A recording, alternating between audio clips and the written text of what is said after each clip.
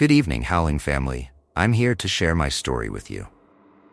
At the time of this incident, I was 13 years old and lived in a small town in the countryside of Ohio.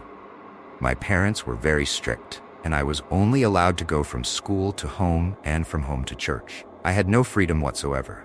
For instance, on Children's Day, I wanted to go out and collect candy for Halloween, but my mom wouldn't let me. So, I had the brilliant idea of getting married to escape that prison. I met a guy, and shortly after, we got married. The guy was 25 years old. Back then, that's how things were. You date, you marry, no dragging it out to avoid ending up pregnant beforehand. So he took me to live on his father's farm. Imagine, in the middle of nowhere. I soon got pregnant and had my first child, all alone at home, because we were too far from the city.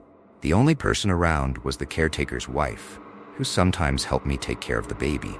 During that time, a strange guy moved in to help with the farm work. Think of a really odd guy. He weighed about 110 pounds and stood nearly 6'6", which made him look even thinner. He was pale, like someone who had been dead for a long time but just forgot to lie down in the coffin.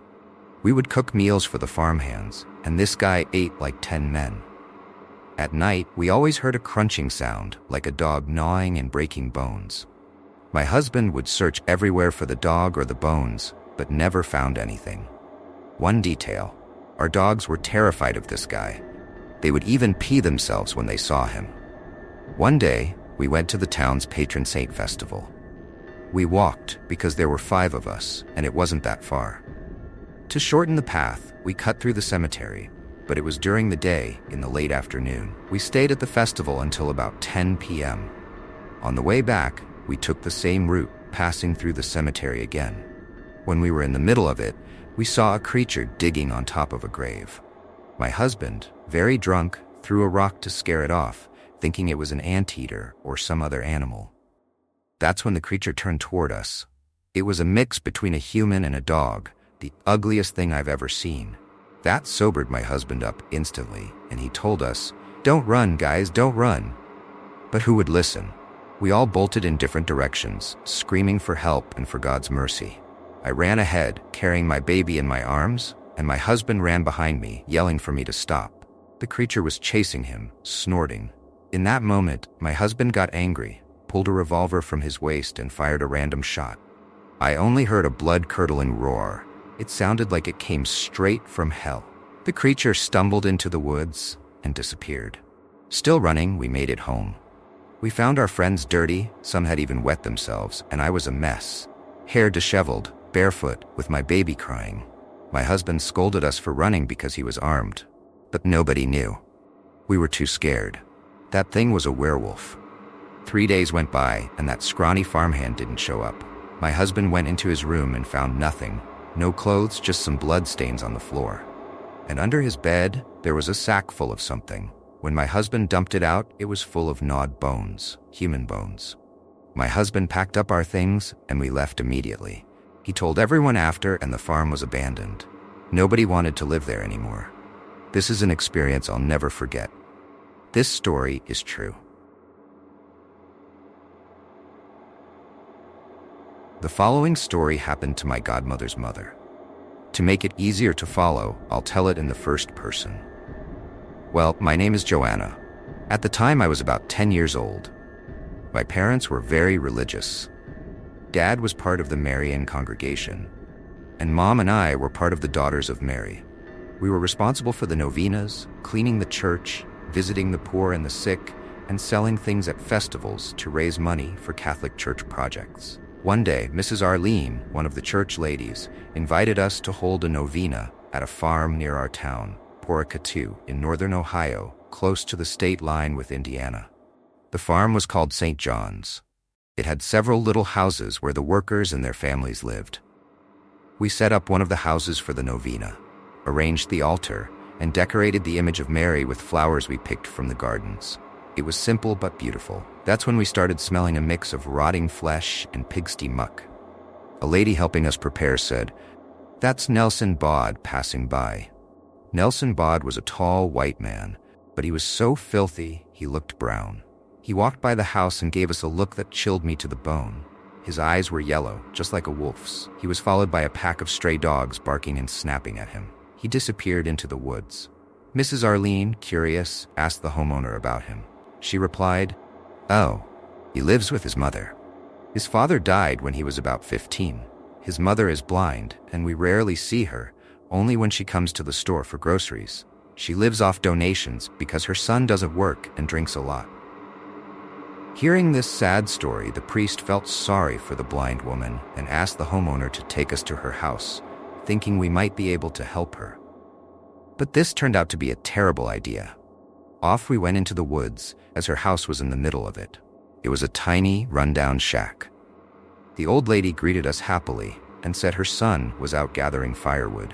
We invited her to the novena, promising to bring her back home afterward. She was overjoyed by the invitation. The priest asked us to help her take a bath since she didn't smell too good, so we did. We helped her bathe and get cleaned up.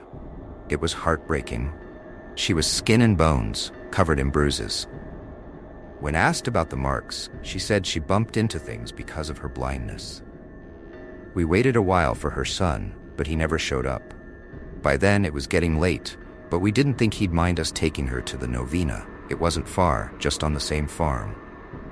And we'd bring her back afterward. Besides the prayer, there would be dinner. The farm owner had offered sweets and cake for the kids, dinner for the adults, and even some liquor for the men. The novena started, and everything was going smoothly. The poor old lady, having eaten so much, started to doze off. The homeowner took her to rest in the kids' room. Suddenly, out of nowhere, a strong wind blew through, for no reason, putting out the lanterns.